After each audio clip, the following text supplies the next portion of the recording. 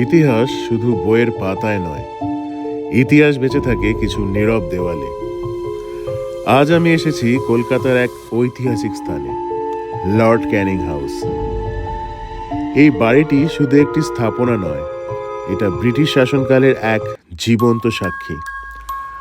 1857 সালের সিপাহী বিদ্রোহের সময় ভারতের প্রথম ভাইসরয় লর্ড ক্যানিং এখান থেকেই অনেক গুরুত্বপূর্ণ সিদ্ধান্ত নিয়েছিলেন। চারপাশের এই স্থির পরিবেশ, পুরনো স্থাপত্যের সৌন্দর্য আর ইতিহাসের গন্ধ, সব মিলিয়ে মনে হয় যেন সময়টা একটু থেমেই গেছে।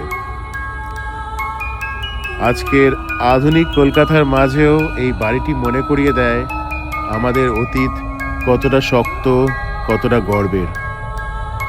ইতিহাসকে জানতে হলে ইতিহাসের কাছে তো আসতেই হয়। লর্ড ক্যানিং হাউস একটি বাড়ি নয়, একটি সময়।